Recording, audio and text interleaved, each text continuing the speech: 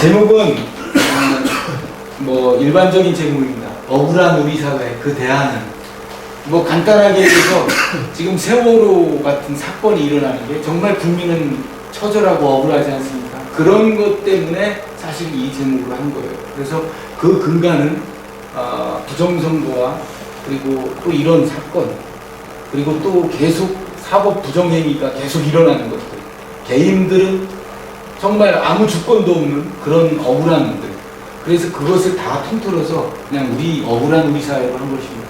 그래서 두 번째 그 상식사회로 가는 길, 이거는 이제 목적이죠. 우리가 이를 하면 상식사회로 갈 수 있다 거고, 세 번째 2,000조 원으로 천승리와 여행을, 이거는 정부가 이제 지금부터 5년간 예산을 하면 2,000조 원 정도가 됩니다. 매년 조금만 부족하지만 앞으로 2,000조 원 정도 됩니다.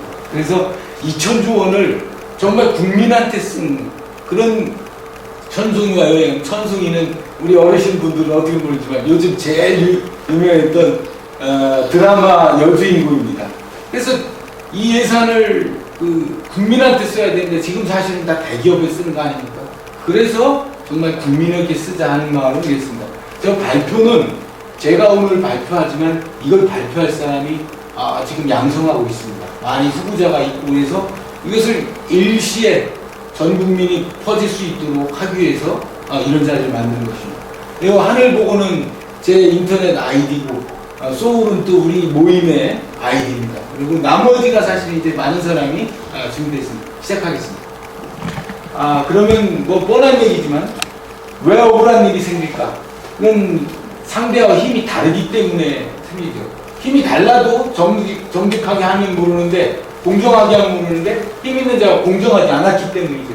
그래서 억울한 일이 힘의 균형이 무너지면 지금과 같은 자본주의 사회에서는 언제든지 일어난다 이거죠.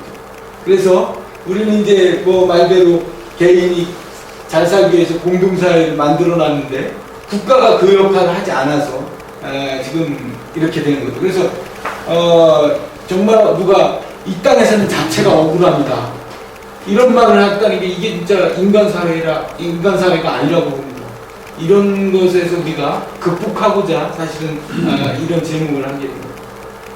그러면 억울함의 크기는, 현대 국가에서 힘의 크기는 정치가 가장 크고 경제, 근데 하필이면 우리나라 지금 정경일체가 된 상황이기 때문에 정치나 경제나 뭐 큰 권력자의 마음대로 되는 거예요. 그러면 공정한 경쟁력이냐, 부패 권력 때문에 이런 일이 아니냐, 이 부패 때문에 사실 억울함이 나타난다고 하는 거죠. 그럼 억울함의 크기는 어디로 갈수록, 이게 사실은 이게 산입니다. 산의 꼭대기에서 권력자가 위로 올라갈수록 아랫사람은 아마 부패가 크다면 아랫사람은 억울할 겁니다. 여기에서 1대1로다가 한 사람이 조금 어떤 때 좀 서운하게 있으면 1대1 억울함밖에 없는데, 저 위에서 하면 지금 여기 다 아시겠지만 세월호입니다. 저것 때문에 죽은 사람만 302명이 지금 예측되고, 그 많은 연관된 우리 국민은 정말 정말 억울하지 않습니까? 그러면 그동안 대강 한번 억울한 일에 대해서 보면 맨 저쪽이 태안기름유출 사건 때문에 일어난 거죠. 그것도 의혹이 어마어마하게 있는데 그냥 넘어갔습니다. 그리고 천안함 사건, 천안함 사건도 과학적 분석이 없는 그냥 자기들의 결정으로 그냥 끝난 정말 추악함의 하나이죠. 그래 억울함이 군인이 46명이 죽었지 않습니까? 그리고 이건 두 개의 용산 사태, 거기서 서민이 살다가 그만 다 불타 죽는 그런, 어떻게 그걸 불살라 버리느냐 이거죠. 그래서 그런 것과 다시 저건 쌍용자동차 파업 당시의 그 억울함, 그리고 다시 아까 얘기한 세월호가 있습니다. 이 땅에서 자체가 억울합니다. 이게 보면 이해가 없는 얘기를 꺼낸 건 아니라고 생각합니다. 그러면 우리나라 역사를 한번 대강 정치 권력의 역사라고 했지만 대권자만 나눈 겁니다. 대한제국에서 민주주의가 이렇게 오는 과정에서 처음에 정조, 순조에서 이완용이 이제 정권을 잡았다고 볼 때, 그때는 사대주의에서 식민주의로 악질적 변태가 됐다고 보는 거죠. 그 다음 이완용의 그 일제 총독부를 일제 1단계로 규명하고, 이승만과 그 다음에서는 분단을 이용하고 사대주의를 이용한 일제 권력 2단계라고 규정하고, 그 다음에 이제 4.19 혁명이 일어났는데 그 1년간은 공백기였다고 보죠. 근데 그 이후로 또 박정희가 군부 쿠데타로 인해서 군부 독재와 일제 잔재를 뒤엎고 3단계 넘어가는 것 같아요. 그래서 김재규 부장이 박정희 대통령 독재를 중단시킨 사살이 있었다는 건 다 알고 있고, 그래서 그 다음에 전두환이 또 군부 제2 군부 쿠데타가 일어났습니다. 그래서 87년도 국민혁명이 일어났는데 이게 미완의 혁명이라 그런 거는 사실 이때 이런 좋은 거를 만들었음에도 불구하고 김씨가 합의에 실패해서 노태우한테 정권을 놔줬습니다. 이것은 또 군부 정령, 그래서 정말 계속 악질적으로 변하는 걸 보여주고 있습니다. 그러면 또 그 다음에 김영삼이 3당 합당을 해갖고 대통령이 됐기 때문에 그 일제 잔재니 이런 사람들 또 그대로 다 갖고 있었죠. 이게 계속 그래서 이 국민들은 억울한 일이 일어날 수밖에 없다 하는 그런 걸 보여줘요.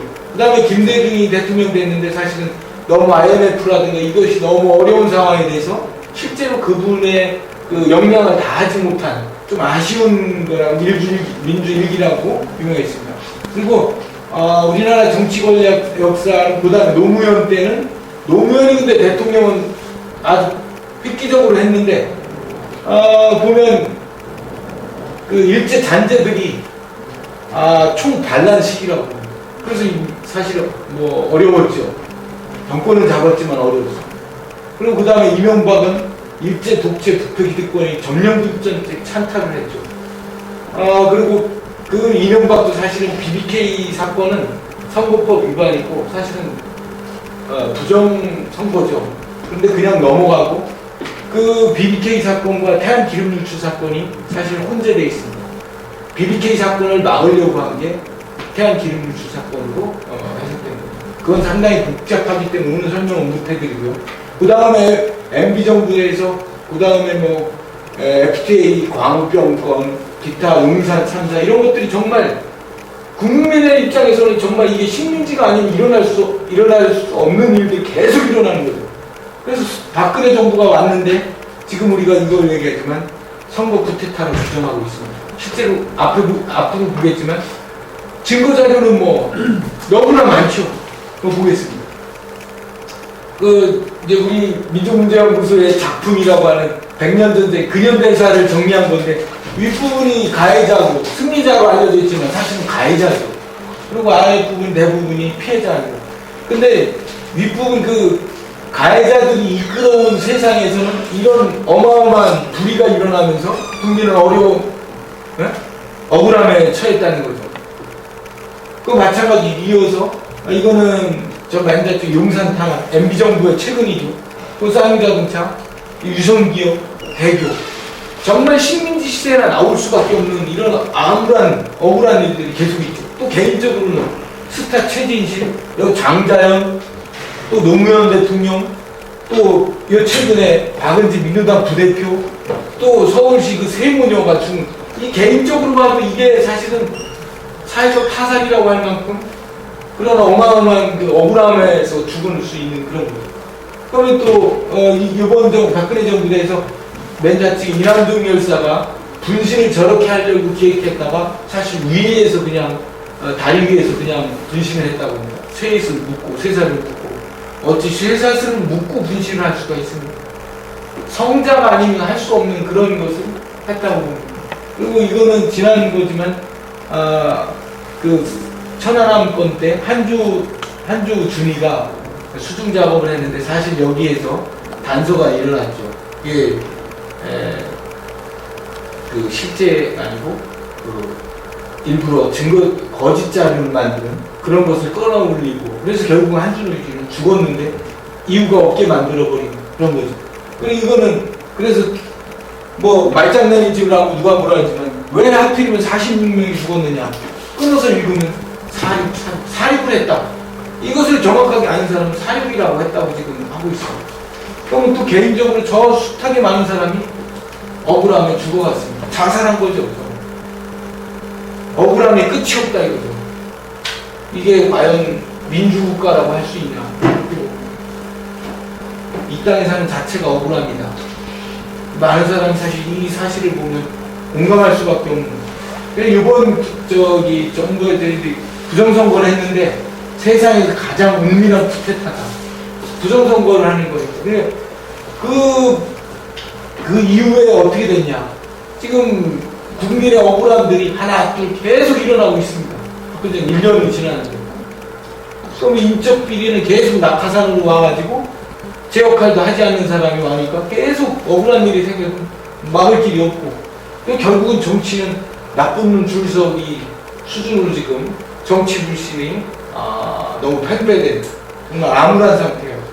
그 와중에 우리나라 검찰, 경찰에서 양심적인 업무를 한 사람, 표창원 교수, 권은희 수사과장, 윤석열 팀장, 최동욱 청장 이런 분들이 그래도 불의에 조금 맞섰다. 윤석열 팀장이라는 사람은 팀이 해체되면 나는 사람에게 충성하지 않는다. 내 업무에 충성. 일화를 남깁니다. 그러면 우리가 한번 중간 점검을 해서 이런 상태에서 박근혜 대통령은 비정상의 정상화를 지금 한다고 하는데 과연 우리가 그걸 체감할 수 있느냐? 네? 그러면 또 저 외국 사람은 대한민국 사람을 지금 부정선거가 일어났는데 아무것도 항거하지 않고 아주 일부에서만 한다고 지금 들쥐라고 지금 놀리고 있어요. 그래서 이런 상태에서 억울함이 끝이 없는데 과연 이게 민주국가라고 할 수 있느냐. 한번 중간 점검을 우리한테 물음을 한번 해봅니다. 정말 민주국가라고 할 수 있냐. 그러면 본격적으로 18대 대선의 문제점을 보겠습니다. 근데 제가 이게 포인트가 없어서요. 우리로부터 중요한 걸 문자를 딱 보십시오. 말만 대라. 선거 이전에는 여론 조작을 했고, 선거 당일에는 개표 조작을 했고, 방송 조작을 했고, 선거 이후에는 수사 조작. 아까 얘기했던 윤석열 팀장, 언론 조작, 재판 조작까지 하고, 재판 조작이라 하면 이 18대 대선 문제를 대법원에 소송이 돼 있어요. 근데 아직까지 단 한 차례도 신문도 하지 않고 그냥 넘어가요. 실제 법사고는 180 안으로 1심으로 끝나는 건데 시작도 안 하고. 그래서 지금 동한 거는 그 만여 명의 소속인단의 대표 두 사람 대표를 구속 수사를 했어요. 명예훼손. 지금 상태가 이런 상태입니다.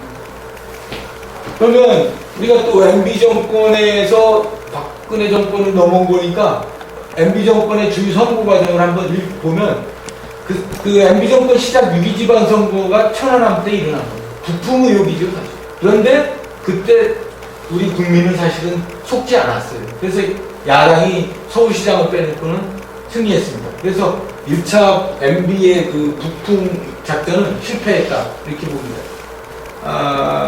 지금의 하지만 또 저 서울시장 선거가 한명숙하고 붙었을 텐데 저것도 부정 의혹이 많이 있습니다. 그리고 그 다음에 2차는 19대 국회의원 선거인데 한나라당이 압승을 합니다. 근데 이 부정선거 의혹이 여기서부터 이제 증거가 나온 것입니다. 3차는 사실은 오세훈 시장이 자기가 이제 주민투표를 했는데 실패했죠. 그리고 4차는 박원순 서울시장이 돼서 실패했습니다. MB 정부.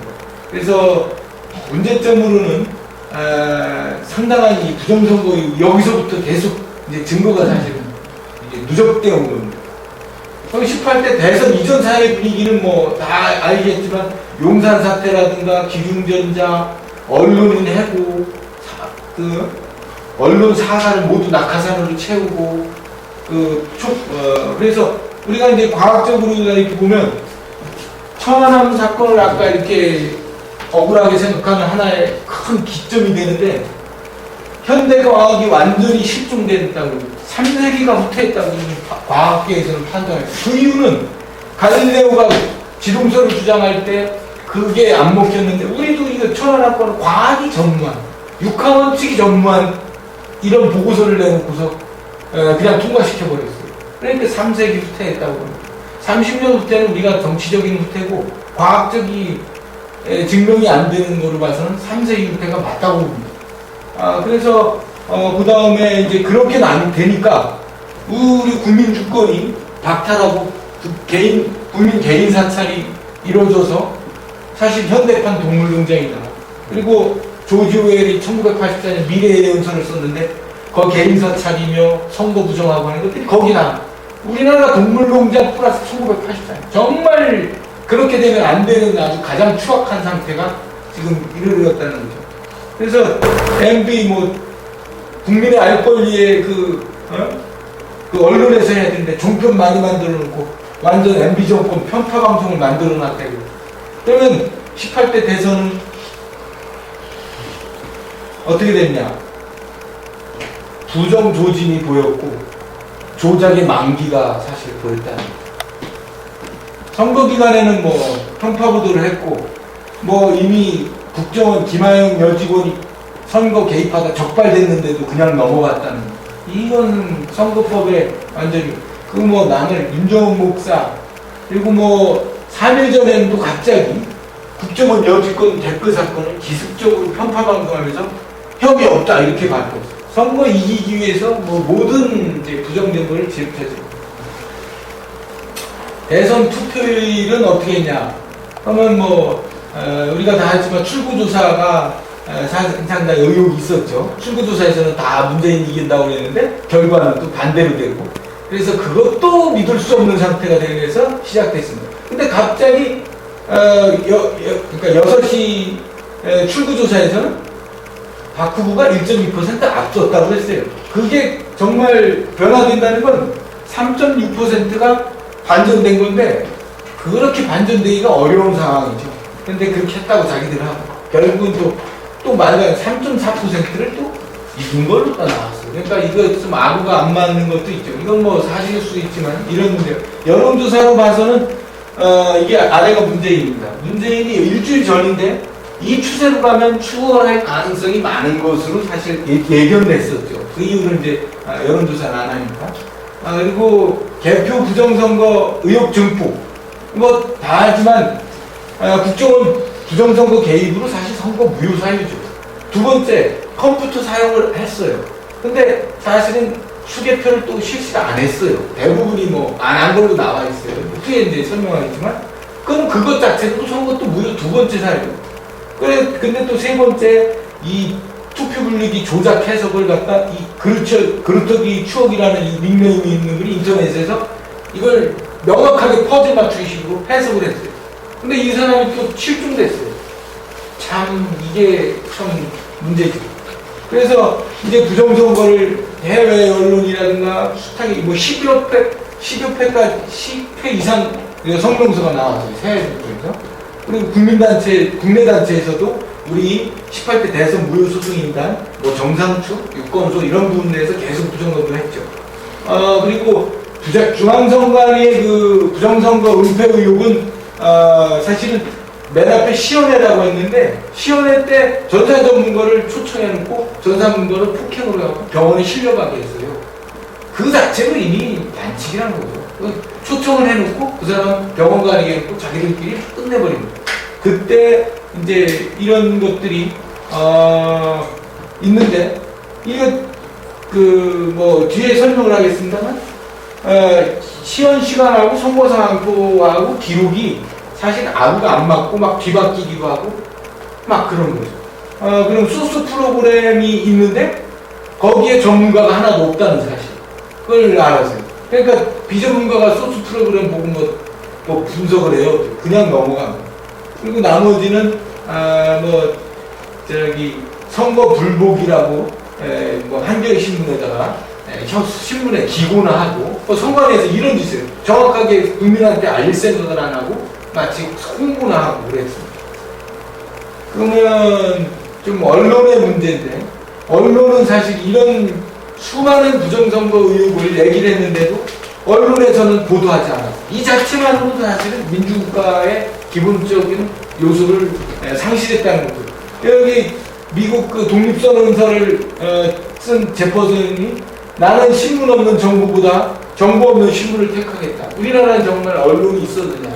언론 100대 언론이 역할하지 않았다는 것으로 나왔어요. 그러면 언론이 사망하고 기망했는데, 그러면 우리가 이제 이런 상태에서 언론 통제가 완벽하게 된 상태에서 부정선거 방송은 가능하다. 이렇게 봅니다. 그러니까 실제로 부정선거가 과연 일어났나? 그리고 아까 얘기했지만 디지털 동물농장이라고 이름을 붙일 만한, 이제 선거 개항부부터 선관위원장까지 이런 상태가 있는데요. 부정선거 의혹 하나, 이제 시작 의혹인데, 다 아시겠지만 국정원 언론 조작에는 불법 대선 개입이 확인됐는데, 뭐 국방부 끝에 뭐 그 댓글 사건 2천만 큰 거였는데, 그건 뭐 더 알아보나마나 사실은 법이 제대로 된다면 그것만으로도 무효죠. 그리고 나머지가 이제 아까 얘기했지만 권은이라든가 윤석열 팀장 때문에 선구이 수사 조작한 것이 또 드러났고, 그리고 표창원 교수가 또 그랬고, 그리고 이제 그럼에도 불구하고 중앙선관위나 국정원에서 내부 양심자 고발이 영심선언을 한 사람이 하나도 없다는 게, 이게 좀 이제 안타까운 거죠. 그래서 사실은 이거 국민적으로 볼 때는 국정원이나 중앙선관위는 해체하거나 그 직원을 전원 교체해야 되는 그런 상태입니다. 그리고 두 번째 의혹은 중앙선관위에서 수개표를 실시하지 않았어요. 대부분이 10여 분 만에 끝났죠. 사실은 1시간 반 이상 걸려야 되는데 10분 안에 다 끝냈어요. 그것만으로도 수개표 안 했다는 것이 증명되죠. 그러면 컴퓨터로 보조 수단이 아닌 주수단으로 사용했습니다. 그것은 선거 무효입니다. 선거법상으로. 컴퓨터를 사용했다고 하는 순간 선거 무효예요. 근데 대법원에서도 그건 컴퓨터가 아니다. 중앙선관위에서는 그거 기계장치다. 뭐 이러고 있습니다. 사실 근데 뒤에 보면 알겠지만 겉도 컴퓨터, 속도 컴퓨터, 프린터가 달리고 프로그램에 의해서 도는데 컴퓨터가 아니라고 하는 사실은, 이게 뭐 초등학교, 유치원이 지금 컴퓨터를 보고 있는데 그것을 말장난한다는 것이죠. 이게 그림에서 보시면 겉도 컴퓨터, 속도 컴퓨터, 프린터 다 연결되어 있는데 이걸 컴퓨터가 아니라고 기계장치라고 한다 이거죠. 이게 어찌 말이 됩니까? 그럼 부정선거 의혹 세 번째, 아까 했지만 프로그램에 의한 개표 조작, 이게 지금 정말 제일 지금 추악한 프로그램에 의한 개표 조작이 나왔습니다. 이것도 아까 그루터디 추홍님이라는 사람이 로지스틱 함수라고 하는 것을 해석을 했어요. 그래서 이제 그 사람도 이제 실종이 돼서 아직까지도 어디 있는지를 몰라요. 그러면 이제 한번 간단하게 뭐 제목만 보면, 그 선관위 기록 부상의 그 부정선거 증거는 미분류가 뭐 5% 이하여야 되는데 미분류가 너무 많아. 10%에 가까워요. 어떨 때는 10%도 넘고, 그 자체가 사실은 미분류가 그렇게 나왔다는 자체가 사실 선거 무효죠. 그리고 그 다음에는 홈표라고 하는데, 저 홈표라는 건 사실은 1번 게 2번으로 가거나 2번 게 1번으로 바꿔치기 했다는 거죠. 바꿔치기가 여기 보면 100장에 10장이 나왔어요. 이게 한 번 그냥 우연히 걸린 건데, 어느 때는 더 했을 수도 있고, 뭐 이런 것까지 추정이 되는 거죠. 그러면 그 다음에 이제, 그래서 결국은 선관위에서는 정상적인 답변을 하지 못해요. 그 이유 찾아봐요. 그러니까 국가기관이 이제 기본이 상실했다 이렇게 증명하겠습니다. 이게 조금 전에 서울 본데요. 100장 중에 10장이 이게 문재인 표인데 박근혜 표에 들어가 있다는 것을 우연히 참관인이 뭘 해야 될지 모르는 참관인이 이렇게 보다가 자기 할 일이 없어가지고 이거 뭐냐고 하고 봤더니 100장 중에 10장이 나왔다는 거예요. 그 하나만 봤는데도 이렇게 됐는데 그냥 넘어가요. 그러니까 또 선관위원장, 당신이 발견했으니 얼마나 다행이냐, 그거 넘어가. 나머지는 뭐 부정을 했거나 말거나 사실은 그런 거죠. 근데 그것을 참관인이 아무도 그 역할을 안 했다는 것이 이제 문제죠. 이것도 그렇고 뭐 여기 이렇게 이거는 무효표죠. 중간에 이렇게 이것도 박근혜에 가 있다는 거를 하나 잡은 겁니다. 그리고 뭐 아까 송파구죠. 이것은 이제 공직선거법 178조 3망 위반인데, 공표 전에는 이것을 방송국에서 공표를 하면 보도할 수 없는 건데, 이제 이게 방송국에서 먼저 보도하고 뭐 이런 일이 나옵니다. 이거 보면 저 좌측에 이제 맨 처음이니까 빨간 데하고 노란 데가 있습니다. 여기가 선관위고 이게 이제 그 방송국에 발표된 시간이죠. 사실은 이 왼쪽에 그 선관위가 먼저 발표하면 방송국에서 발표해야 되는데 저 빨갛게 된 데가 순서가 거꾸로 된 데예요.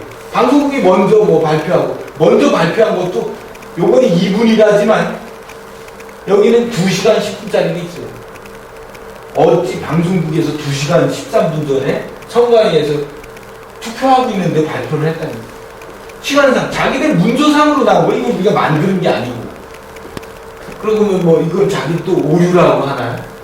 하여간 이거는 그 남양주에서 2시간 아주 대표적인 제일 긴 거에 하나 속합니다. 이런 것들이 숱하게 많아요. 한두 개가 아니고. 그럼 여기 또 경북 경산시 2시간 36분이 언론에서 먼저 발표가 되는 거죠. 이게 부인할 수가 없는 사건들이 지금 뭐 많죠. 이런 것들이 2시간짜리들이 한 10여 개 건 됩니다. 10분이란 거는 뭐 아까 말한 대로 뭐 빨간 거 이 빨간 거는 뭐 다 저 빨간 게 순서가 뒤바뀐 거예요. 10분 뭐 15분 뭐 이렇게 계속 그런 이런 상태를 해놓고 그럼 경산시를 보면 여기도 마찬가지예요. 빨간 게 언론 제공 시간 여기 요쪽 시간을 보면 이게 그 선관위에서 공표 시간 이게 경북 경산시 단 하나도 뭐 잘못된 거 다 순서가 엇갈린 것 같이 이렇게 빨갛게 됐어요. 이걸 뭐 문서 오류라고 할 수 있나요? 그리고 이거는 서울시도 또 서울시 강동구인데요. 언론 제공한 거 마찬가지로 저 빨갛게 이렇게 된 건 그러니까 보면 이건 얼추 맞은 거예요. 이것도 사실 조금씩 안 맞긴 해요. 왜냐면 똑같고 똑같은 게 많아요.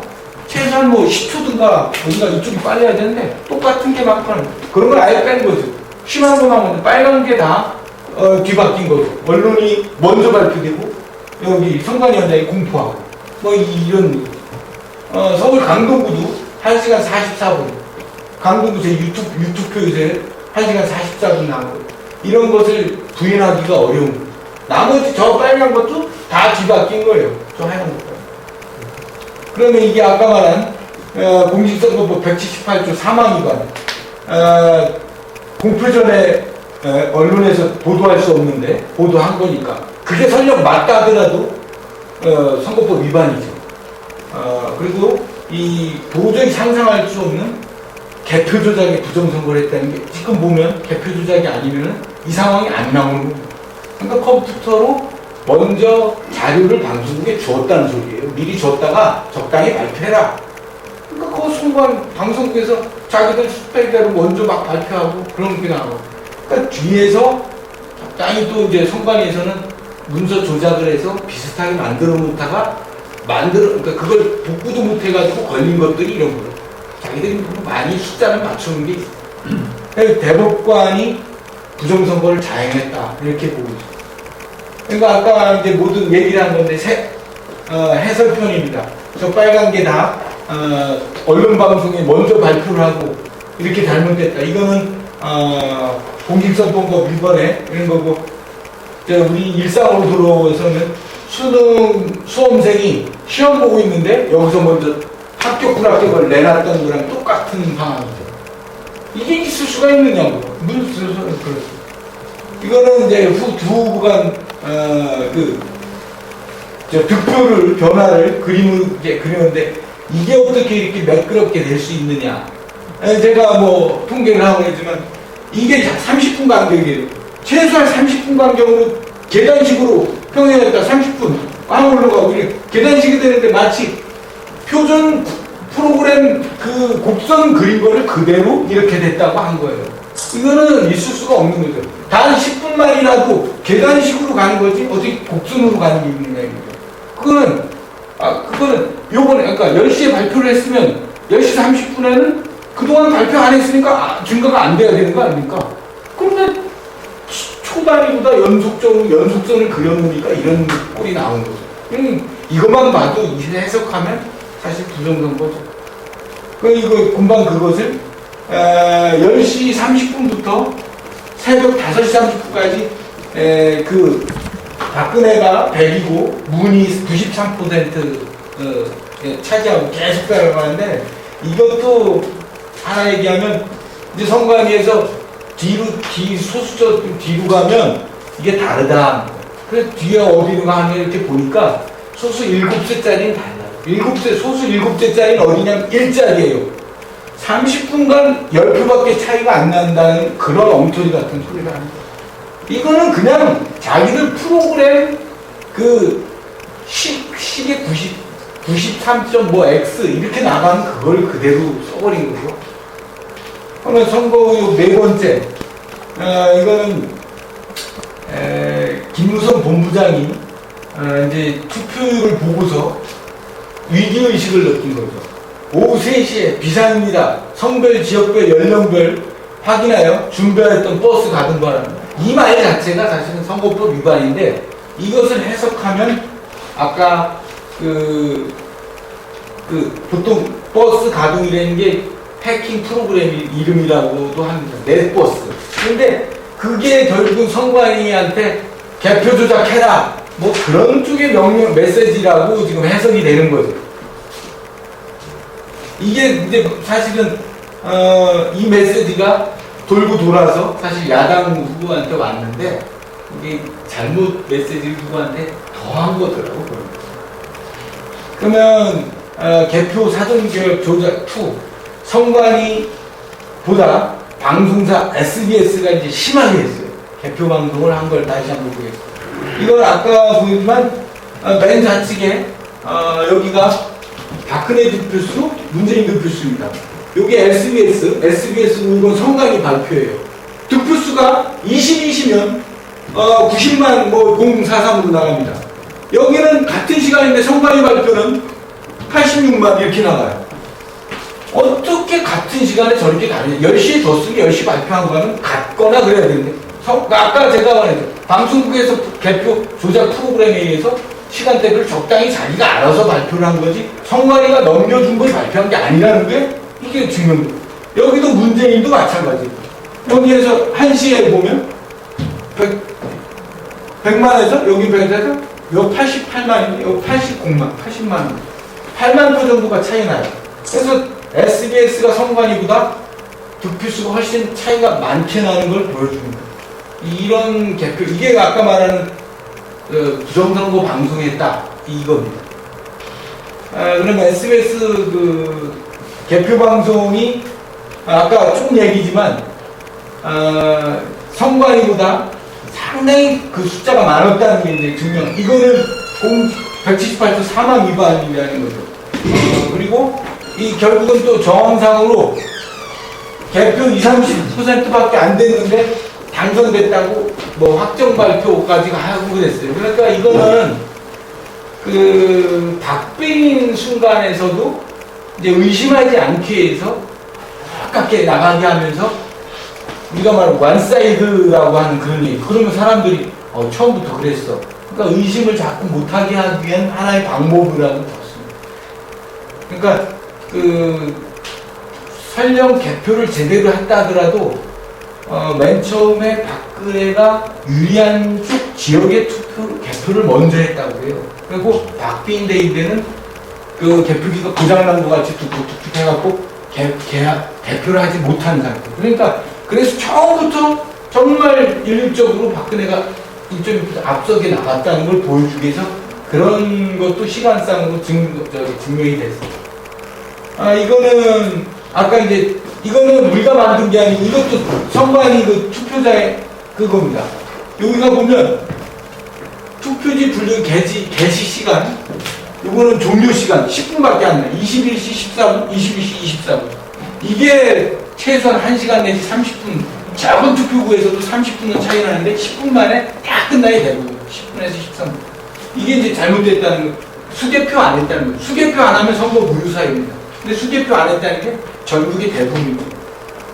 그리고 여기 보면 투표 상황표 문서상 26분 오차가 났습니다. 이게 무슨 소리냐면 종료 시간하고 여기 선관위 공포 시간이 더 빨라. 공포를 여기 여기가 투표지 종료를 하고 여기서 이제 발표를 해야 되는데 여기서조차도 선관위 위원장이 먼저 발표를 해요.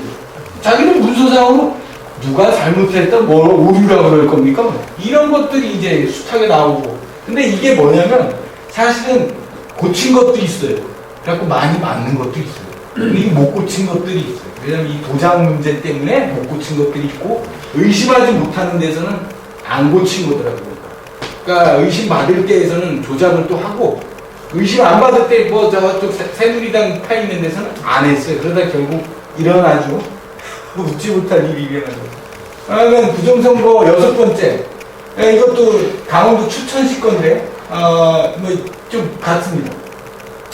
그러면 7번째 그 아까 선관위원 도장 줄 있었죠. 이 도장. 요 도장이 이제 아까 문서 이 숫자도 막 바꾸고 했지만 이 숫자를 바꾸려면 도장을 다시 새로 파야 되는 거잖아요. 그 도장을 자기들이 입수한 데서는 이게 가볍게 했을 테고 못한 데서는 이제 이런 일이 일어난 겁니다. 여기 보면 광주 선관위원장 최인규입니다. 최자입니다. 이게 최자. 최인규. 근데 저기는 이게 최자. 최인규. 임. 이 4글자를 만들었어요. 그러니까 이걸 잘못 읽고 이렇게 된 거예요. 그러니까 이거는 이렇게 잘못 읽어서 걸렸지만 안 걸린 것은 뭡니까? 이거 안 걸리게 안 걸리고 팔 수 있잖아요. 대부분 안 걸리고 파고 주장. 그래서 이제 그걸 보면 이제 요 도장 사건 때문에 인터뷰에서 한 겁니다. 그래서 뉴시스 기자가 그 광주 선관위한테 도장 2개인 거 알고 있냐 그러니까 뉴스로 봐서 한다. 뭐 이렇게 답변했어요. 그러니까 그러더니 더 황당한 건 도장을 2종류로 찍었다 해서 문제될 것이 없다. 이런 말을 또 해요. 아주 뭐. 그러니까 그러면 도장을 위조했는지 문제는 법원에서 핵심에 이제 법적으로 문제가 있는 거지 법원에서 재판받아야 하는 거지 자기가 문제 없다고 할 게 말이 안 된다는 그 소리죠. 그러면 그 다음에 그 최인규 부장판사하고 통화를 했어요. 그러니까 맨 처음에는 부장판사가 나 모른다 확인해 보겠다 그렇게 하고 끊었어요. 두 번째 자기가 보니까 여기 보면 아까 전 거 가늘게 찍힌 도장이 내 것이다. 다른 것은 아마 선관위 지금 맞는 도장을 찍은 것 같다. 이 사람이 선관위 맞는 도장을 했다는 게 이제 안 밝혀진 게 대부분 이겁니다. 근데 이제 요거는 아까 급하게 봤는지 최인규를 잘못 봐가지고 도장을 4글자를 판 거죠. 그러면 그런 데서 도전했지만 이 소송인단에서 18대 대선 무효 소송인단에서 하도 재판도 안 하고 하니까 결국 9월달에 2014년 9월달에 18대 대선 부정선거 백서라는 걸 1, 2, 3편으로 만들었어요.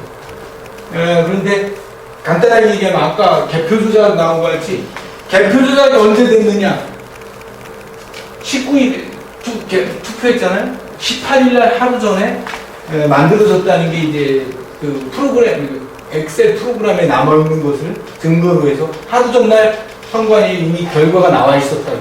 그럼 나와 있었던 거죠. 그렇지 않으면 방송국이 어떻게 죽느냐 이거죠. 그것이 이제 이거 또 보면 이게 그겁니다. 송파구 구리시 선관위가 다 달라야 되는 거죠. 그 개표 결과가 같을 수가 없는 거죠. 다 다른데. 근데 이 18일 오후 1시 11분 이 세 군데가 똑같게 나온 거예요.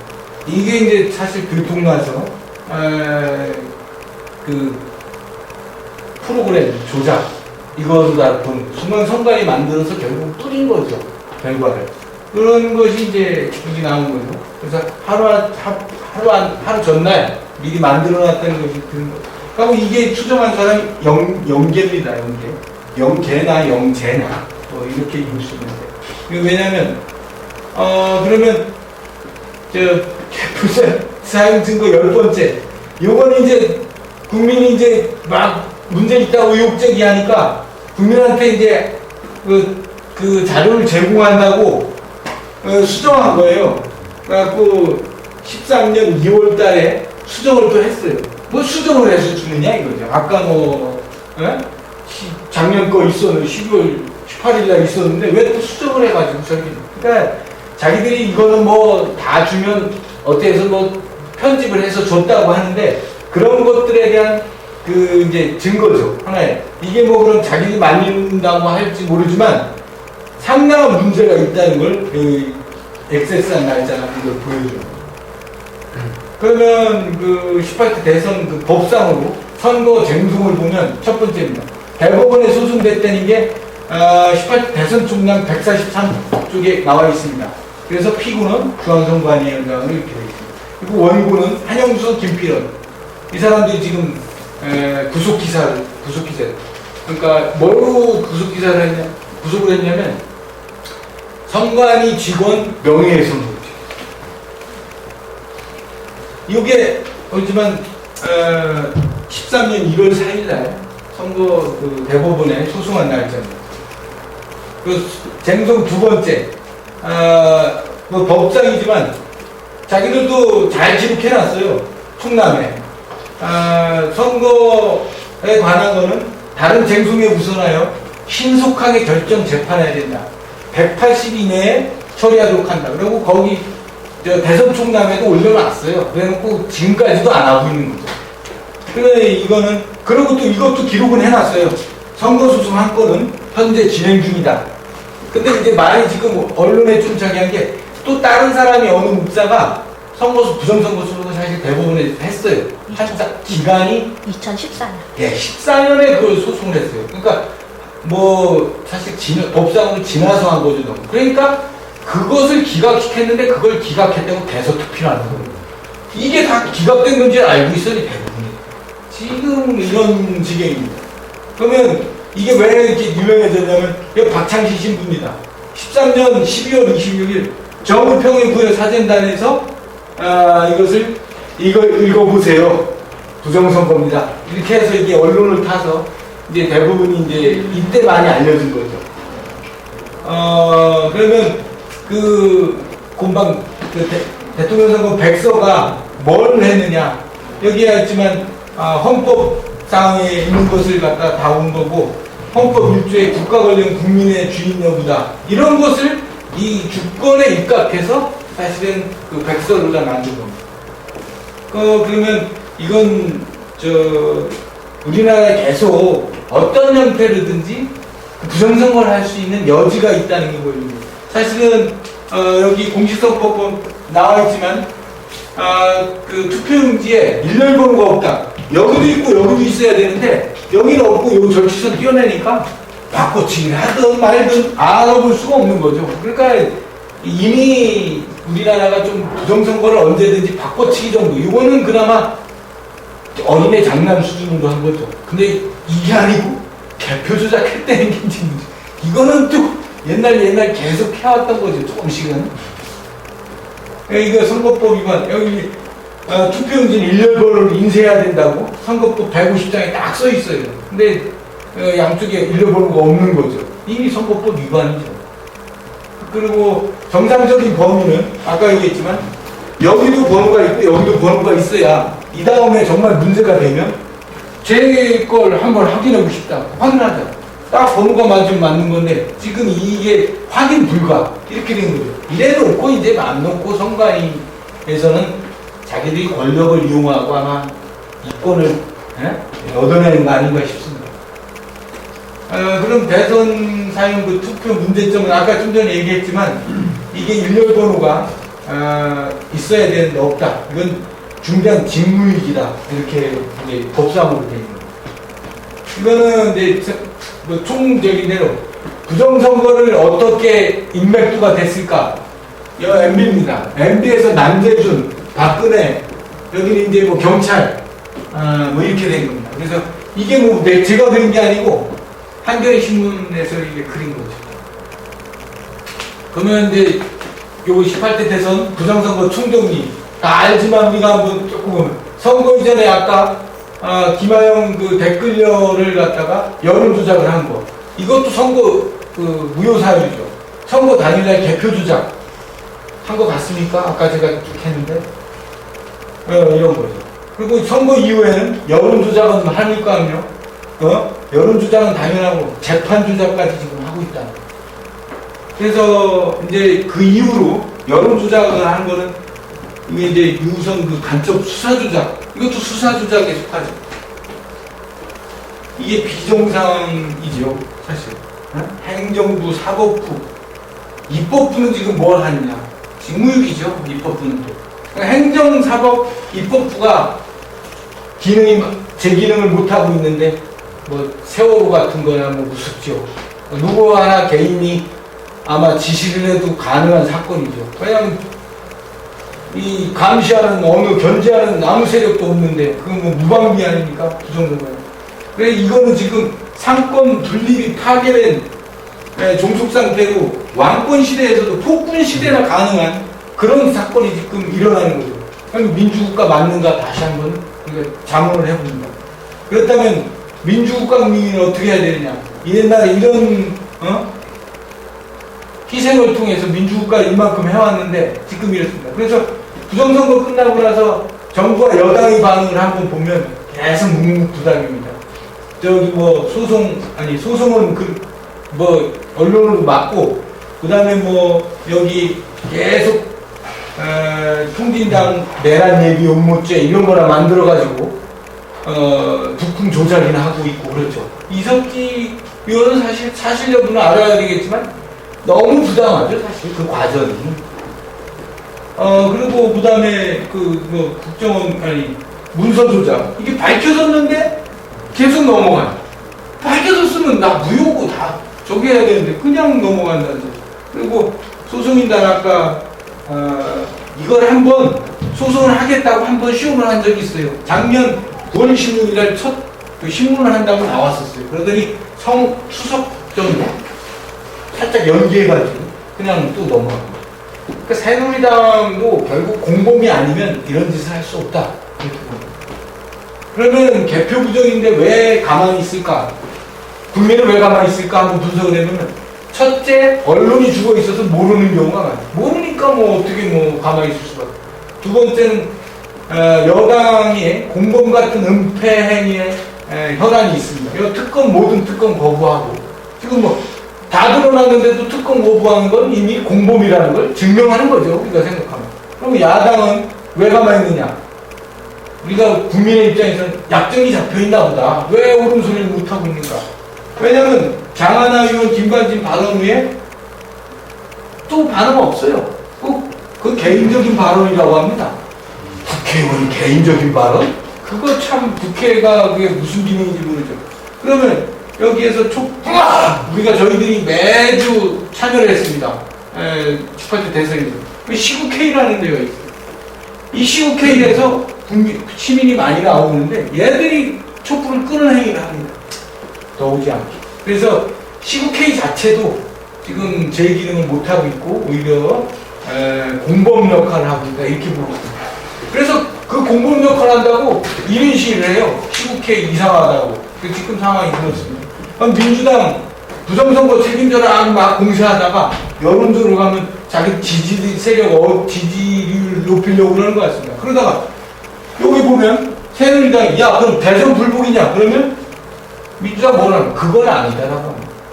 아니 대선 무효사유가 됐는데 대선 불복이냐 그러면 그건 아니다라고 하는 이유가 뭔가 어마어마한 약점이 있고 서로 똑같은 입장이라는 거죠. 그래서 결국은 이렇게 되지 않았냐. 그리고 우리가 이제 이 민주주의를 얘기할 때 캐나다에서 이게 고양이로 민주주의 사건에서 정권자 하는 사람을 고양이로 비유합니다. 검은 고양이, 흰 고양이. 근데 검은 고양이나 흰 고양이나 쥐 잡아먹는 건 마찬가지죠. 우리가 민주당이나 새누리당이나 흰 고양이 선택했다, 검은 고양이 선택했다, 이 수준까지 지금 왔다 이거죠. 국민을 위한 정권이 아니라는 거죠. 그래서 사회단체도 어렵다고 지금 하고 있습니다. 개표 조작, 은밀하고 광범위에 대해서 이것을 정말 저도 이런 불의가 일어났을까 하고 많이 봤지만 제가 이런 판단을 내리기까지는 사실 시간이 많이 걸렸어요. 그러니까 보통 사람이 대강 수박 겉핥기식으로는 이 개표 조작을 확신하기는 어렵다고 봅니다. 그게 은밀한 거예요. 그러면 이 지금 개표 부정의 실체를 이제 몇 군데가 지금 밝혀졌는데요. 지금 맞췄는데 거의 마치 퍼즐 같아요. 부정 해갖고 그 사이를 다 연결해갖고 이제 누가 맞추냐. 거의 해석이 다 가능합니다. 제가 얘기한 게 해석이 거의 그럴듯하지 않습니까? 이게 사실이 맞다면 퍼즐은 부정개표는 거의 그래 퍼즐이 맞았다고 지금 맞추고 있다는 거예요. 왜 부정개표는 왜 가만히 있을까? 두 번째, 또 하나 이유는 사회노동단체에서 MB정부 때 너무 생활고 내지 생명구를 놓거든요. 그러니까 자기는 그거 노동 문제에 고립한다고 그러고 누가 개표 부정은 누가 하겠지 미루고 있는 거죠. 사실 전쟁이 일어났으면 전쟁터로 가야 되는데 동네 싸움에 그것만 미루는 게 아닌데 지금 우리가 이런 우를 범하고 있는 거죠. MB한테 너무 당했기 때문에 그 당한 놈한테 덤비는 거지 그 뒤에는 또 검은 고양이가 또 바뀌었는데 이렇게 된 거예요. 그래서 우리가 보통 전쟁 종료가 선언됐는데 그 어디서는 국지전으로 계속 싸우고 있잖아요. 총을 쏘고 있으니까 도망갈 수도 없고 계속 쏘고. 이 마치 우리나라가 지금 이 상태에 있는 거죠.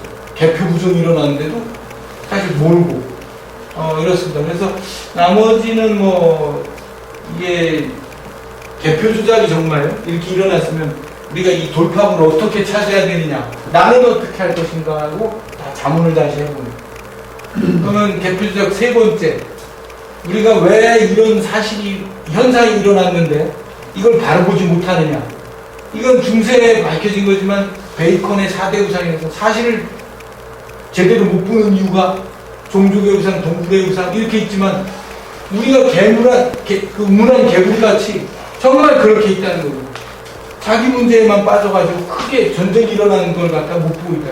그리고 우리의 그 알 권리를 박탈해서 사실은 모르는 거죠. 언론이 죽어 있으니까 보통 국민은 자기 먹고 사는데 급급한데 그걸 어떻게 아느냐 이거죠.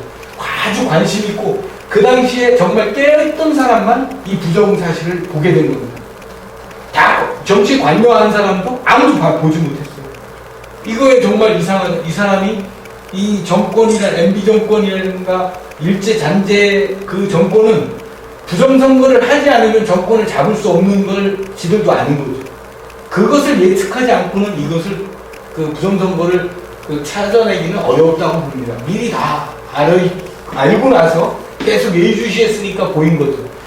그리고 지금 여기에 있지만 이걸 다시 얘기하면 보통 베이컨의 극장우상이라고 하는데 극장우상이 언론 역할이죠.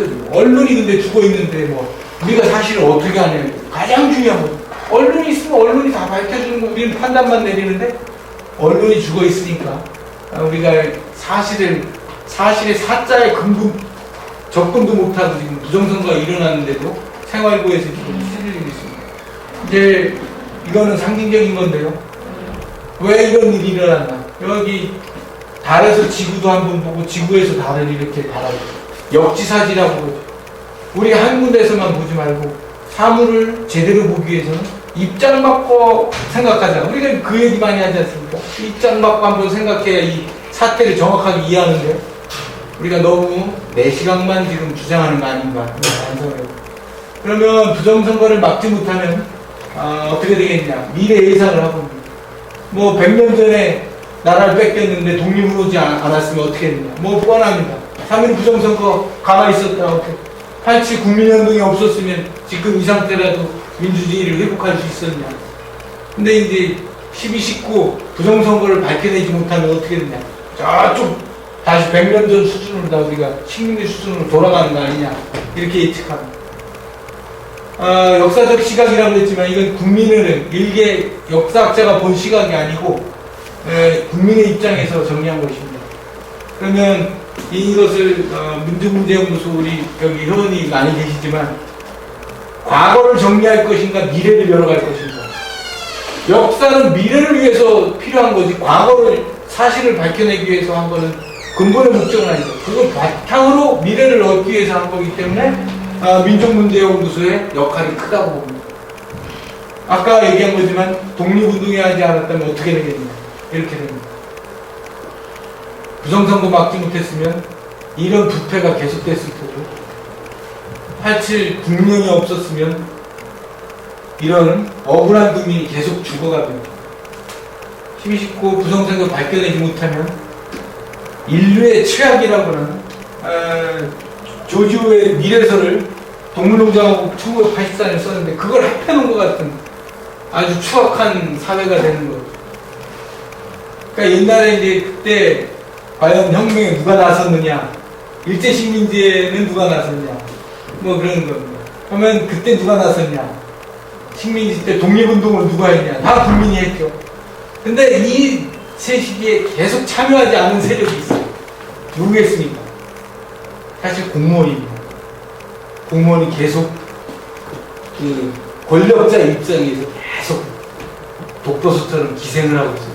언제든지 부패를 저지를 또 남는 만한 그런 걸 가지고 줄기차고 일제 뭐 우리가 일제청산 민주공영에서 가장 하고 있지만 그게 이제 계속 이어져 왔다는 거예요. 그래서 인권이 유린되고 국민주권이 전무한 상태, 100년이 지났어도 매국노를 계속해요. 민주주의는 그래서 이제 대강 정리를 해야 되는데 우리나라 현주소가 어떠냐는 걸 그림으로 한번 분석해 놨습니다. 저 좌측에 언론 통제되고 당파 싸움하고 지역 갈등하고 있고 국정원의 선거 개입이 돼서 이렇게 되고 뭐 계속 이 이념 갈등은 계속 이용을 해갖고 북풍 조작을 하고 간첩으로 모는 거예요. 또 거기에 일반인들은 기득권과 소외층이 지금 가불관계 수준으로 해가지고 사실에 입각해서 접근하지 않고 권력으로 다 승부가 납니다. 이게 이제 우리나라의 비극이죠. 이거는 잘 안 보이겠지만 하여간 뭐 12시 그 부정사회 분위기 조장 그리고 선거 기간 내에 부정선거 일어났던 거 그 이후로 쭉 뭐 박근혜 대통령이 자기 국정원 도움을 안 받았다 뭐 이딴 말 한 걸 순서적으로 한번 쭉 봅니다. 그래서 맨 끝에 이게 바로 대선 부정선거 방송이다 그 순서를 합니다. 근데 우리가 여기서 제가 여기가 타임머신이라고 했지만 우리가 타임머신을 타고 만약에 이렇게 보면 이게 정말 사실을 바라보지 않을까. 그래서 타임머신을 타고 한번 보는 겁니다. 18대 대선 부정은 다 아시다시피 관제 언론 때문에 국민의 알 권리가 상실되고 역사 왜곡은 돼 있고 막 지금 뉴라이트 문제 있죠. 관권 개입, 국정원, 검찰, 경찰, 사법부, 선관위, 국방부까지 사실은 했었어요. 지역 갈등은 계속 지금 있고 있고 뭐 나머지는 또 자본 독재에 저는 가불관계가 계속되기 때문에 정상적인 민주사회가 되기 어렵다는 아주 좀 안 좋은 우리나라의 실태 분석입니다. 선거인은 그럼 어떻게 해야 되겠는가? 법원 이제 관계되는 데를 쓴 거예요. 법원 그리고 국민이 사실은 금방 지금까지 역사적인 문제를 다루지 않고서는 새누리당이 속성을 모르는 거죠. 새누리당은 사실 일제의 앞자리들 후손 아닙니까? 그런데 그런 것들을 알기 위해서는 100년 전쟁이 필요하다. 여론은 언론인, 뭐 민주단체도 필요해서 좀 증인도 이렇게 만들어내서 법원 자료를 해서 법으로 다 지금 현재 문제를 제도권으로 해결하는 방법이 이 방법이다. 근데 이 방법이 사실은 국민이 다 알지 못하면 그 사람들이 칼자를 잡고 있기 때문에 이건 이론상의 얘기지 사실은 이대로 맡겨서는 뻔히 그냥 저쪽 편 손을 들어줄 그런 공산이 큰 거죠. 그러면 언론 문화 측면에서는 어떻게 해야 되느냐는 할 때 핵심 자료를 지금 제가 같은 핵심 자료를 이제 많이 알려야 되는데 언론인, 네티즌, 뭐 노조, 정의구현 사재단, 뭐 시민, 농민단체, 청년 유니언까지 알려야 된다 이거죠. 이것을 빨리 알리면 빨리 알릴수록 이 승부는 빨리 난다고 보는 거죠. 그러면 국민 또 같은 입장이지만 국민주권 회복 차원에서는 어떻게 해야 되느냐? 그러니까 국민 여론은 어떻게 해서 정말 언론이 지금 통제되어 있기 때문에 직접 소통을 해야 된다. 이런 얘기를 다 한 겁니다. 그리고 내부 양심선언도 발굴하고 국회에 쓸만한 국회의원한테 1%가 안 됩니다. 국회의원 1% 누군가를 좀 잡아서 여기에서도 옳은 소리를 할 수 있는 그런 것을 해야 되지 않냐. 이런 얘기에서 결국 군경은 또 중립을 시켜야 되는 그런 상태죠. 우리가 이 주권 회복을 하려면. 아니면 또 괜히 국민하고 경찰하고 싸우는 이런 또 모습이 되니까 그렇고 또 지금 현재 뭐 국민TV 있고 하는데 좀 더 힘을 실어서 정말 공정 보도를 할 수 있는 그런 그런 시기를 만들자. 이거는 선거민주주의를 이제 이쪽 부정선거하는 쪽 이건 좀 아닌 쪽 대강 어떤 배치도죠. 여기에서 자세하게 나누면 이게 사실 전략도입니다. 전략도인데 이거는 개발적으로만 해놔서 이건 이제 잘 보이면 그 핵심 인사한테 빨리 알리자 그 그림입니다. 이거는 12, 19 그 부정선거를 하는 부정선거를 밝히는데 어떻게 해야 되느냐. 유엔에서도 이게 국제문제에 있기 때문에 지금 반기문 총장이 있지만 유엔 총장도 이걸 좀 조정 역할을 할 필요가 있다. 이런 얘기를 하고 주체 세력인 우리가 어떻게 하느냐. 그리고 여기 이제 국정원 경찰 여기도 사실을 밝히게 해서 만하고 결국 대법원의 정의 재판이 이루어지도록 하자. 뭐 그런 것을 한번 도표로 그린 겁니다. 그래서 대안으로는 그러면 이런 부정선거가 일어나지 않을 그런 국민 주권을 다 돌려주고 각자 기관에서는 역할을 할 수 있는 민주국가 선언서, 그러니까 이게 독립선언서 아니면 USA의 독립선언서 뭐 그런 거 같이 우리도 민주국가 선언서를 만들어서 그것을 국민이 그 주권을 알게 하고 민주주의를 회복하자. 그럽니다. 민주국가 선언서는 만들어져 있습니다. 그러면 이제 이거는 부정선거 이제 본격적으로 어디에다 밝혀야 되느냐 이런 것을 통해서 안다는 거죠. 그래서 지금 그 부정선거 내지 부패에 연결되어 있는 세력을 차단하고 이제 밝은 사회로 가기 위한 최소한의 뭘 하고 우리가 혁신하자 그거죠. 그리고 되풀이 되는 걸 마치 당연한 것 같이 받아들이는 이런 룰을 범하고 있다는 사실. 이게 사실은 이 개가 토한 걸 주워 먹는다고 하는 비유는 성경에도 있습니다. 역사는 되풀이된다고 하는 말이 그 말이다. 성경에도 있습니다. 그리고 3.15 부정선거와 12, 19 그 선거에 대한 시각을 이렇게 한번 비유를 해봤습니다. 그러면 우리가 만약에 이걸 제대로 밝히면 민주국가로서 실질적 민주국가 진입한다. 그리고 상식사회를 만들 수 있다. 우리가 보통 시민이 상식적으로 생각하는 만큼 사회는 돌아갈 것이다. 지금은 상식하고는 전혀 다르게 지금 뭐 재판이라든가 뭐 일상에 뭐 그런 것들이 나오잖아요. 그런 것이 선진국이 돼서 그 다음에는 우리가 이상사회를 추구할 수 있지 않느냐. 그래서 이제 이런 상황에서 국방부도 자수하라 이거죠. 국방부가 18대 대선 부정선거 선언하면 국방부 명성을 이어갈 수 있다. 그리고 당신들이 지금 양심선할 기회는 김하영이 이제 걸렸을 때부터 해서 이렇게 많이 권은희 수사과장이 이제 발언 때까지 부정선거라고 자기도 자수를 했어야 되는 건데 안 하고 이런 기회가 너무 많았어요. 근데 계속 안 하고 있죠. 새누리당도 마찬가지입니다. 똑같아요. 더 오히려 많죠. 그리고 민주당도 마찬가지. 거의 뭐 그 많은 기회를 다 놓치고 만든 부정선거라고 무효선언을 하지 못하는. 그리고 언론기관에도 마찬가지고 노동단체, 사회단체 마찬가지입니다. 이런 걸 기회를 다 놓쳤죠. 박근혜 뭐 지금 위기에 처했다고 그러지만 박근혜가 부정선거를 지금 사퇴를 하면 내란죄로 심판받지 않고 그냥 아마 예우를 해줘서 정관이유를 하면서 그냥 아마 내려앉을 겁니다. 그렇지만 지금 여기서부터 만약에 국민혁명이 일어난다면 MB는 말할 것도 없고 박근혜도 내란죄로 분명히 심판받아야 될 대상이죠. 그러면 세 번째 그 사퇴 기회가 이렇게 많았어요. 똑같이 아까 써는 것 같이. 근데 지금은 저는 볼 때 마지막 기회가 세월호 참사 자진사퇴의 마지막 기회라고 봅니다. 이게 만약 넘어가면 이건 자진사퇴 기회는 없다고 봅니다. 박근혜는. 내란죄가 되든가 국민 진압을 하든가 뭐 그렇게 하겠죠.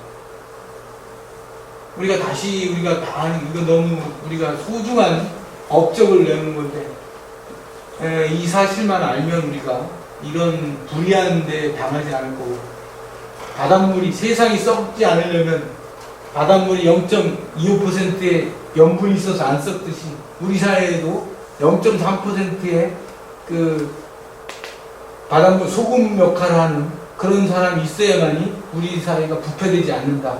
이렇게 한 걸 뭐 한번 정리하는 텐에서 봤고, 또다시 이런 국민의 희생과 노력이 있어야 민주주의가 되고, 그러면 지금 여기 10여 명이 있지만 이 사실을, 이 진실을 밝히려고 하는 게 지금 어느 상태에 비유하면, 여기 적벽대전의 그 한 장면입니다. 다 보셨죠? 제갈공명이 군인도 없고 무기도 없는데 무기는 내가 해보겠다고 하루 저녁에 적이 침투해갖고 10만 개의 화살을 갖다 걷어오는 그런 장면입니다. 지금 우리가 이 부정선거를 밝히려면 이 정도 지혜를 지금 써야 되는 그런 상황. 그러면 또 뭐 제갈공명만 그랬냐? 우리나라 더 훌륭한 이순신 장군이 그 열악함에도 불구하고 민추와 같이 의로운 함성으로 사실 위기를 극복하지 않았습니까? 그러면 다시 아까 말한 대로 내 생각은 어떠냐? 이걸 과연 어떻게 봐야 되느냐? 농담을 하면 박근혜 대통령이 자꾸 대박, 뭐 통일은 대박이라고 하는데, 이 큰 시점에서 볼 때는 이 대박은 부정선거 은폐하는 게 대박 수준이죠. 그래서 연명이나 하는 수준이 대박이지. 어디 그 우리나라의 통일은 제가 50살이면 50년 동안 소원으로 들었지 무슨 대박 수준입니까? 소원이 더. 그래 국민에게 소원은 통일이다. 이게 민주국가 나이고. 그럼 우리의 미래는 우리가 이제 크게, 이게 죄송합니다. 우리 민족문제연구소의 우리 조혜가 높으신 분한테 정말 죄송한데, 이 역사를 제가 일반인으로서 이걸 이렇게 해결할 때 우리나라가 왜 이렇게 주권 국가로서 살아오지 못했냐는 것을 한번 해봤습니다. 조선 위기, 저건 우리가 말하는 고조선 때부터 나옵니다. 조선이 이제 표기가 맞는 거죠. 이시조선은 후조선으로 표기합니다. 조선 위기 때는 당연히 독립적 대응을 했죠. 외구가 쳐들어온 거죠. 고구려도 마찬가지. 뭐 살수대첩이나 이런 거 마찬가지죠. 고구려 패퇴 후에 신라가 수치적 통일을 했다고 이렇게 볼 때, 이때부터 사실은 독립적으로 해석하지 못하고 사대주의적 발상으로 이제 살아왔죠. 그리고 고려 초기에도 독립적 대응을 분명히 했습니다. 강강찬 귀주개척이라든가 소련. 근데 고려 때 원나라한테 패전한 후에는 고려도 여전히 사대주의 정책을 쓸 수밖에 없었고, 이제 맨 마지막에 그 고려가 이성계의 그 위화도 희군 때문에 이제 조선이 새로 시작됐는데, 조선은 시작부터 생존 방식이 사대주의 정신에 입각해서 국가 운영 방식을 이뤘다는 어떤 큰 줄거리를 한번 만들어 보고 싶었습니다. 이거는 역사적 측면으로 보면 조금 다르게 하겠지만, 일반인이 우리나라 역사를 큰 통으로 이해할 때 이렇게 이해하고 싶었습니다. 그리고 이제 미래 두 번째는 아까 이완용의 매국노 앞잡이 시대 이렇게 되고, 아까 조선되고, 그리고 그 다음에는 이승만의 사대주의 체제, 박정희 전두환 사대주의 쿠데타 정권 체제 이렇게 보고, 조직 및 개인 처세는 사회 언론과 조중동 논리입니다. 우리나라는 이끌어왔다고 봅니다. 그게 아주 그 사대주의적으로 묘하게 논리를 피면서 그 논리를 스스로 고차원적이라고 착각을 하고, 그게 아주 정말 인간이 아주 우리나라가 대단한 나라인 거 그냥 이게 지금 생존 방식을 표기하고 있더라고요. 이거는 진짜 착각이고 중독이다. 그래서 이제 우리나라는 그런데 이제 대부분이 지금 문제가 사대주의 체제, 권력자의 편이고 다수결 민주주의의 원칙을 악용을 해서 새누리당 뭐 지금 보면 뭐 토론 없는 민주주의가 없는데 토론 생략하고 다수주의로다 저 다수결로다 그냥 끝내려고 하는, 이거는 민주주의가 아니라는 것 증명이죠. 토론 없는 다수결 처리는 이거는 그 민주주의라고 할 수가 없는 거죠. 지금의 미래는 과연 우리는 어떻게 하느냐. 그리고 미래를 위한 검토. 우리가 크게 이제 보면 우리나라 역사 최대 분수령을 역사학자들이 위화도의군과 한글창제라고 합니다. 근데 위화도의군은 승패 논리를 떠나서 정의롭지 못한 방법이다라고 하는 것 제시를 하면서 하고, 한글창제는 사실 세종의 공로는 크지만 이미 우리나라에는 이미 언어가 있었습니다. 그때도. 다만 그걸 문자화를 세종이 한 것이지, 만약 이걸 국민 주권, 국민 사관적인 정신이었다면 어느 누군가도 문자화를 만들 것 도전했을 것이다. 이건 우리가 한글 창제에 지나치게 결과 위주 쪽으로 해가지고 모든 걸 종교 좋다고 해석하면 쿠데타를 합리화시킬 수 있는 거. 쿠데타 했고 내가 이만큼 잘 살겠지 않냐. 이건 쿠데타가 용인되는 것 같이 하는 거라 이거.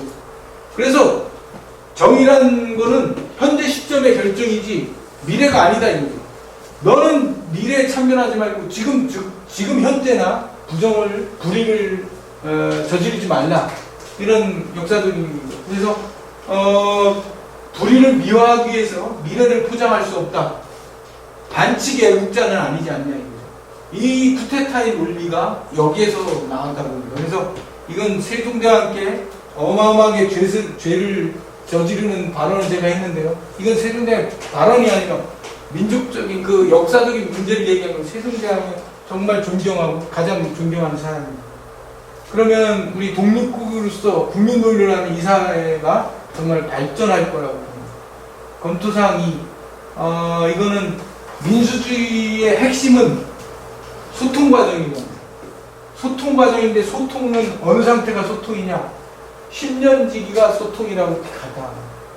과거도 알고, 과거도 서로 공유하고, 현재도 공유하고, 미래도 한 반수 이상은 공유할 수 있는 그 상태가 소통인데, 우리는 소통을 하지 않고 자꾸 뭐 민주주의라고 하는데 그건 아니다. 그래서 독립적 그 대응 방안이 부재하거나 포기하고 살고 있다는 게 우리나라의 현실이죠. 그래서 지금의 미래는 어떻게 할 것인가? 현재 우리나라가 경제력이 8위인데 사대주의를 하면서 산다는 게 과연 가능하냐? 구도적으로 불가능하다. 강대국의 먹으니까 키워서 잡아먹는다는 게 이거 하지 않습니까? 아주 작을 때는 깨봐야 먹을 게 없으니까 키우다가 어느 정도 잡아먹을 때, 동물 잡아먹을 때 강대국의 머리감밖에 안 된다. 이게 뭐 지금 FTA라든가 TPP라든가 이런 방법으로 사실 강대국의 머리감에 그 지금 준비가 되는 거예요. 그래서 그런 독립국가로서는 어떻게 해야 되냐? 우리가 너무 좋아하는 세계 평화의 주역과 독립적 정책, 이것을 하기 위해서 지혜도 만들어내고 용기, 화합을 해야 돼서 뭐 옛날 우리 건국기념인 홍익인간과 제세이화라는 정신안, 이것만큼 뛰어난 건 우리가 다 알지만 이 세상에는 없다고. 홍익인간 제세이화를 덮는 이념은 없는 거지 이 세상. 이런 좋은 이념을 우리가 갖고 있는데 뭐 우리가 주도해야죠. 세계 평화를 우리가 주도해야 됩니다. 아이고. 여기 마지막 장면이 없어졌네. 이상하네. 하여간 끝났다. 뭐 잘렸나 봐. 갑자기 잘려졌어.